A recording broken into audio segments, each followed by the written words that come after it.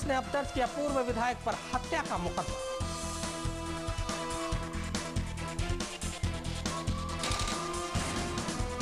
और झपटमारी की सेंचुरी बनाने वाले गिरफ्त में 45 मोबाइल बरामद।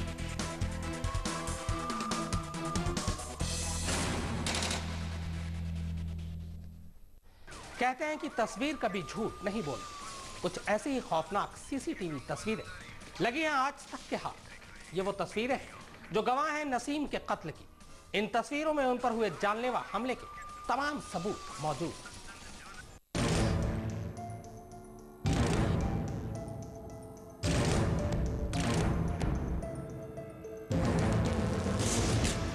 पर्दाफाश हो गया है दिल्ली के जाने माने क्रिमिनल लॉयर आर.के. नसीम की मौत का सच।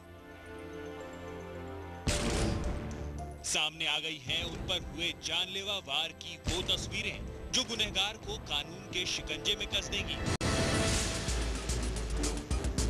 सरेआम हो गए हैं वो सबूत जो नसीम के कातिलों को कोई मोहलत नहीं देंगे।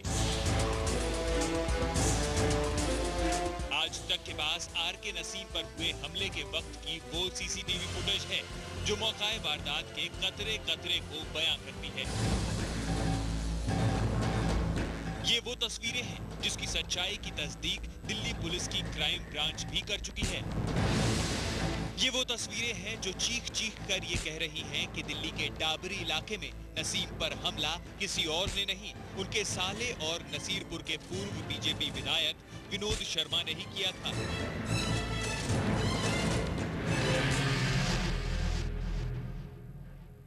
आज तक के पास मौजूद वारदात का सीसीटीवी फुटेज कितना अहम है, इसका अंदाजा इस बात से लगाया जा सकता है कि आरोपी को सलाखों के पीछे पहुंचाने के लिए पुलिस इसे एक अहम सबूत के तौर पर इस्तेमाल करेगी। कहते हैं कि कैमरा कभी झूठ नहीं कहता। सीसीटीवी फुटेज की तस्वीरें भी यही कहती हैं कि नसीम की हत्या एक सोची समझी साजिश थी जिसे विनोद शर्मा और उनके समर्थकों ने दिन दहाड़े बेखौफ होकर अंजाम दिया। आप जरा अब इन तस्वीरों को गौर से देखिए। ये तस्वीरें हैं 24 जनवरी की और जगह है दिल्ली का भीड़ भरा डाबरी का इलाका।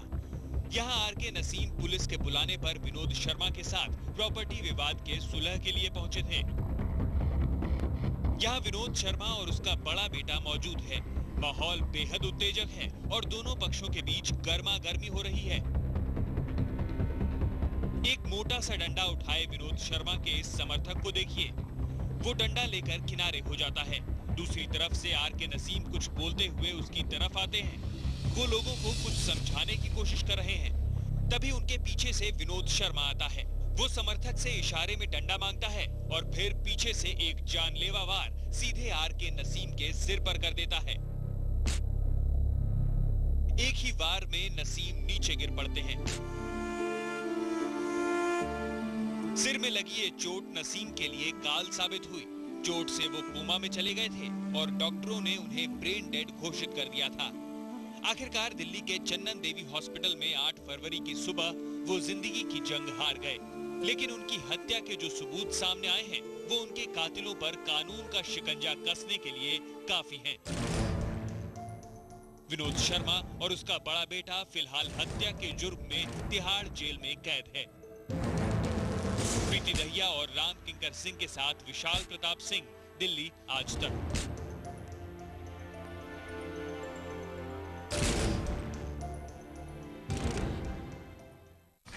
मशहूर वकील आर.के. नसीम की मौत के पीछे की जो वजह बताई जा रही वो है संपत्ति का झगड़ा।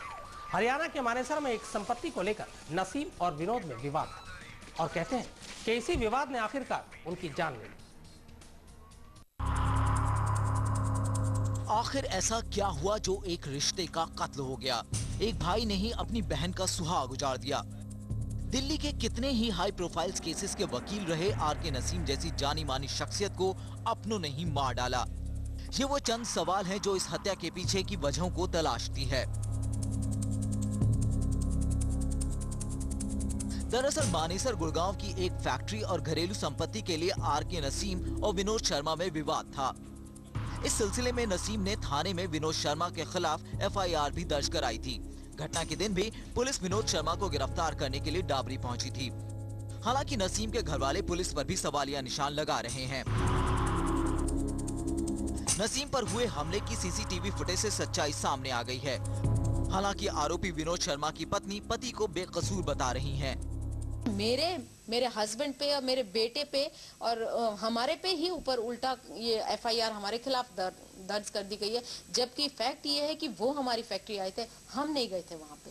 हम वहाँ पे जब पहुँचे हैं तो ये सब कुछ पहले से इनकी प्री प्लानिंग चल रही थी। फिलहाल पुलिस ने विनोद शर्मा के खिलाफ हत्या का मामला दर्ज कर लिया है। पुलिस का भी मानना है कि सीसीटीवी की तस्वीरें इस अपराधी को सजा दिलाने में एक मजबूत सबूत साबित होंगी। प्रीति दहिया, अनिल बालन और राम किंकर के साथ विशाल प्रताप सिंह, दिल्ली, आज तक।